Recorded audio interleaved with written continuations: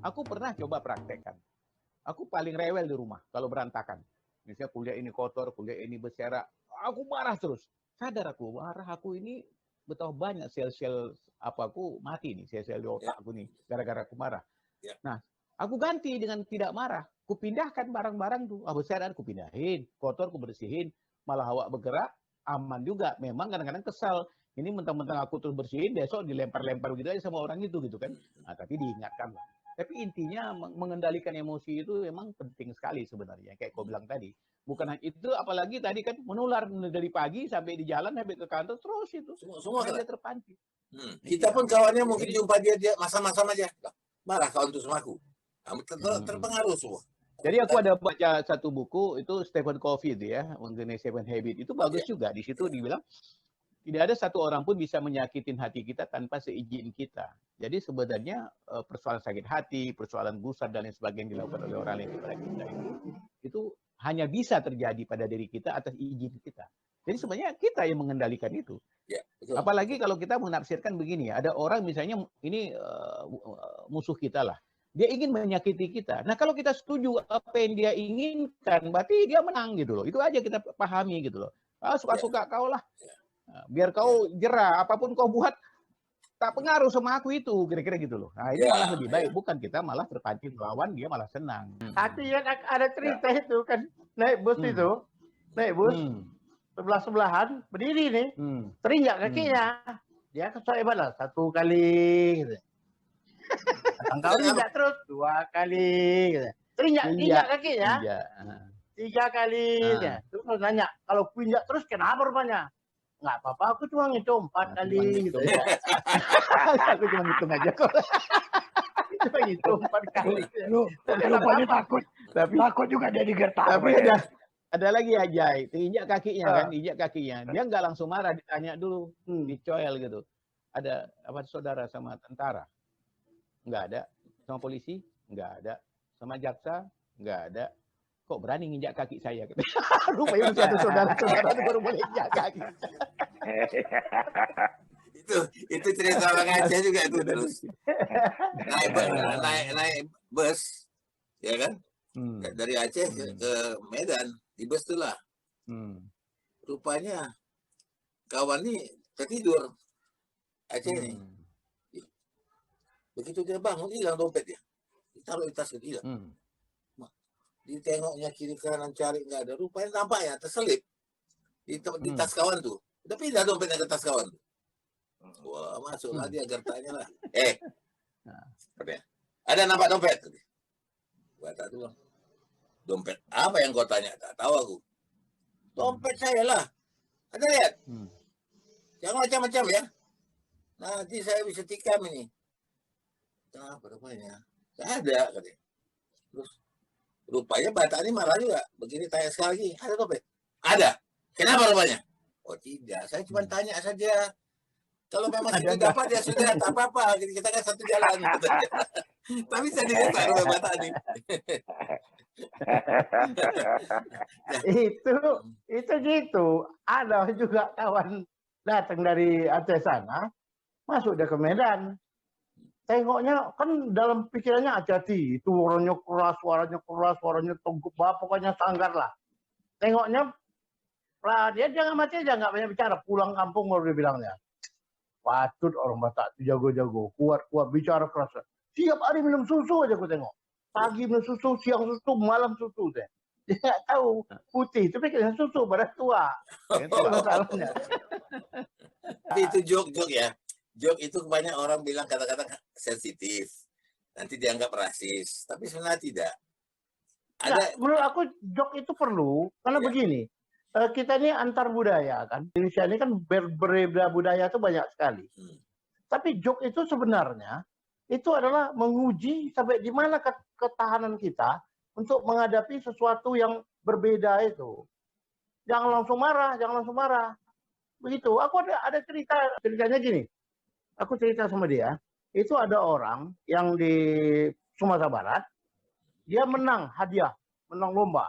Itu di Padang itu dia jual apa? Tukang tilam ini. Ya, tukang tilam. Nah, karena udah banyak duit, dia naik pesawat.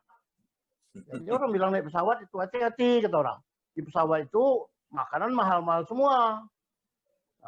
Jalanlah dia. Pas datang pramugari, ditanya pramugari, kau bapak mau minum? Enggak, awi. Enggak mau minum, takut ditawari, takut bayar mahal. Bapak mau makan? Enggak lah, kenyang. Terakhir makan tidak, minum tidak, datang pramugari kasih bantal. Pak, karena bahasanya nggak dikuasai, dibuatnya gambar bantal sama tilam. Kejut kamu tuh. Kok tahu kopi ada yang tukang tilam katanya. Aku cerita begitu. Marah kawan aku. Nggak ada orang Padang gitu. Nggak ada orang Padang bodoh kali gitu. Ya aku bilang kan bukan yang kau tahu kau, yang nggak ada yang tahu aku, ada yang bodoh. Aku bilang. Nah itu artinya begini. Orang menceritakan sesuatu, itu kurasa nggak perlu dimarahi. Itu joke itu kan luar biasa. Joke mati ketawa cara Rusia itu munculnya buku itu gara-gara orang Rusia udah nggak tahan lagi. Ditekan kemana-mana, akhirnya muncullah bentuk joke kan. Dan joke itu adalah lepasan apa namanya ya, melepaskan kehendak hati. Dia senang-senang aja tadi itu. Itu yang paling perlu kita buat. Jadi kalau orang menceritakan joke Acehnya begini, joke Padangnya begini, joke Bataknya begini, joke Jawanya begini, jangan kita marah. Nikmati itu, artinya betul-betul kita punya keberagaman. Aku ya ada joke Batak ya. Itu zaman dulu itu di kebun binatang. Ya. Se-Indonesia itu cuma satu di Siantar. Iya. Itu dia. Jadi Chu Enlai, Perdana Menteri Cina Chu Enlai, itu kawan sama Soekarno. Jadi sekali waktu dia bilang dia mau datang ke Indonesia dan bawa beruang Cina itu kemarin. Masukkan ke kebun binatang itu. Oke, maulah Soekarno masukkan situ. Dibilanglah sama Soekarno, nanti datanglah apa ini binatang dari Cina ini. Oke, itu pimpinannya itu marganya ada marganya Pardede, ada marganya Samosir kan gitu kan. Nah, jadi singkat cerita masuklah binatang itu, urus dengan baik kata Soekarno kan, siap paduka yang mulia kan gitu, uruslah. Tapi lama-lama kebun binatang dia bilang, enak kali dia mahal-mahal dibikin makanannya, awak tak makan katanya, zaman tahun 60 itu kan. Apa ya, makan, tapi binatang itu makanannya besar, karena biayanya dari presiden kan, besar, diambilnya biayanya. Nggak dikasihkan sama binatang itu, mati binatang. Satu ketika Chu Enlai mau kemari lagi ke Indonesia, mau nengok binatang itu, lapor kepada kepala kebun binatang, macam mana binatang di sana? Oh, udah bagus, yang mulia, sudah beranak pinak di sini katanya, padahal udah mati. Gimana pertanggungjawabannya? Berkumpul orang tuh. Kan kau yang ikut makan, kau yang semua makan. Udah semua kita kena nih katanya. Oke. Rupanya disimpan orang itu kulitnya sama kepalanya. Nah, sepakatilah. Oke. Jadi si Pardede ini masuklah ke dalam apa itu? Kulit itu. Dilatihlah kan. Kalau aku bilang gini, nanti kau loncat. Yang ini kau loncat, pintar. Datanglah Chu Enlai sama presiden. Masuklah di binatang. Ini kan, loncat ya. Loncat ya. Begitu ketinggian loncat ke kandang sebelah. Kandang sebelah itu harimau. Ketakutan dia. Mati aku katanya harimau. Rupanya harimau itu pebisik pula. Diginikannya pebisik. Tenang kau Pardede. Aku si burian aku katanya. Rupanya harimau pun udah palsu. Rupanya harimaunya pun udah palsu. Binatang itu dimakaninya semua uangnya. Nah, itu joke apa itu?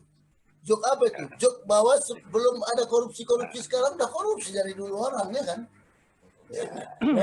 Itulah sebenarnya joke itulah yang sebetulnya harus di apa namanya? Itu sebetulnya safety valve apa namanya? Katup pelepas. Ya, jadi kalau kita udah gondok kali kita, jadi buat semua jadi ketawa. Ya. Itu jadi gini, masalahnya gini Jay, joke itu sebenarnya benar. Yang problemnya kan gini, untuk memoles joke supaya lebih enak, itu kan ditambah lagi dengan logat, itu jauh lebih mantap. Nah akhirnya apa? Mencari logat, akhirnya bukan menyudutkan, memanfaatkan suku-suku. Nah akhirnya ada orang merasa, kok suku ini identik dengan kebodohan, suku ini identik dengan kekerasan dan lain sebagainya. Ini yang mungkin yang orang yang nggak bisa terima itu. Tapi kalau orang itu dengan orang itu sendiri nggak ada masalah. Misalnya ya, ada joke. Joke itu disampaikan oleh salah satu suku sesama mereka.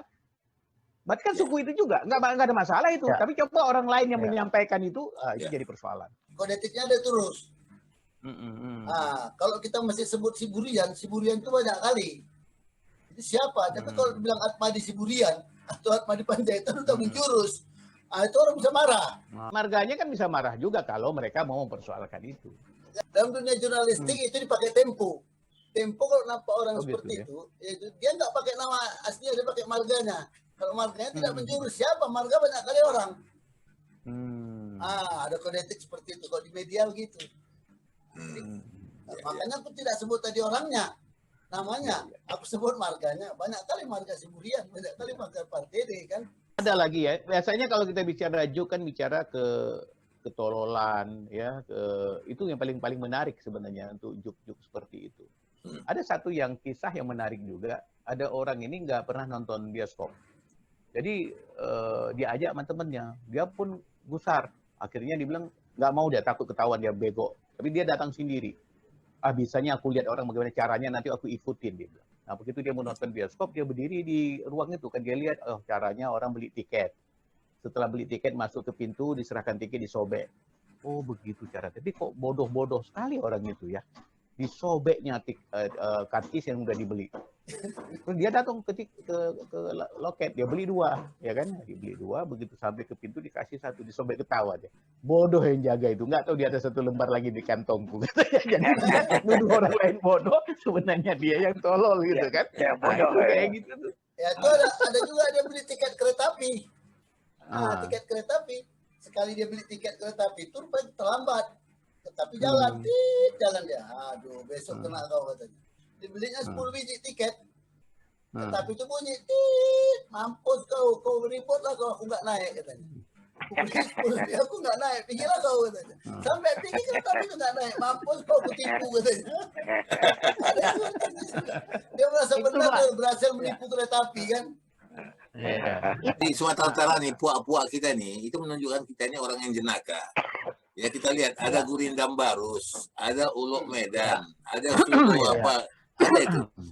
Jadi itu semua kelucuan-kelucuan itu yang menghidupkan suasana di Sumatera Utara, di Medan. Jadi kita macam inilah ya. Potong lu. Saking banyaknya puak-puak itu Bang Ales tahu tuh. Di Tanjung Balai itu banyak kali puak labu. Itu yang disebut orang jok itu kan. Puak labu ya. Itu yang orang jok itu menyegarkan kita, membuat kita akrab satu sama lain. Dan macam kita di sini kan, tanpa kita sadari, Bang Halis ini Melayu, ya, Atmadi ini Batak, itu terus Aceh. Ya, Jaya Padang. Ku bantah dulu. Batak. Bukan kapak sembarang kapak. Kapak pembelah kayu. Bukan Batak sembarang Batak. Udah lebih Melayu dari Melayu. Ya. Jadi kalau kita joke mendengar kawan-kawan kita ini, kita tahu walaupun itu tidak langsung menghina, maksudnya menghibur. Itu yang membuat kita, walaupun kita heterogen, tetapi kita bisa kompak satu sama lain. Kita berapa puluh tahun berkawan coba. Ini bukan kenal 1-2 hari. 30-an tahun paling tidak, minimal 30 tahun kita udah ketemu. Bicara. Jadi betul ya. Jadi dulu Isari, dulu kalau bicara joke, itu kebetulan ya. Bang Alis tahu waktu aku bawa acara sama Dol dulu di TV, itu kan kita mesti buka dengan joke. Jadi itu kalau kita nggak ada joke, itu nggak jalan itu. Jadi kalau di fakultas, di kantin, orang bilang, hati-hati bicara joke dekat Idrus. Jadi duit sama dia itu, katanya. Dia banyak, gitu kan. Jadi joke itu memang, gimana ya, memang membuat kesegaran, kayak Jaya bilang tadi, memang orang mendengar itu menjadi lebih fresh, lebih ketawa, lebih masih ingat kau terus, ada joke tentang Aceh sama Batak. Bukan Aceh sama Batak, dia Aceh bertengkar aja. Oke. Jadi, ini di satu tempat lah. Jadi cerita lah. Si Batak nih, tapi agak lantang kan. Kau tahu katanya. Oh teman katanya. Tahu? Aku kemarin tangkap ikan aku. Mana pula kau bisa tangkap ikan? Ya aku tangkap ikan. Di mana kau tangkap? Sana di sungai itu. Besar kali. Aceh itu bilang, mana ada ikan besar sana, ikan kecil-kecil. Kau tak percaya? Seberapa? Segini katanya. Buka yang tangan lebar. Segini kan tuh. Wah, Aceh ini pun terkaget lah, tapi tahu kalah. Kenapa? Mana ada besar? Itu kecil itu. Saya juga tangkap ikan lagi. Pergi sana ujung sana. Tangkap. Lebih besar. Batak itu bilang, mana besar-besar? Aku saya gini. Saya berapa kau? Bingung juga dia. Mau berapa? Dia bilang, saya gini katanya. Kata Batak itu kan. Aku saya gini, kau saya gini cuman. Tunggu dulu. Ini baru matanya, katanya. Ini baru matanya. Macam mana lagi kan ya? Nah, itu kan segar kali. Iya bang, yang lucu lah kecil-kecil. Misalnya yang itu terus, yang dia nggak ada uang mau minum, teh manis panas, ya, teh manis panas 500, teh manis dingin 1.500. Uang sih 1.500.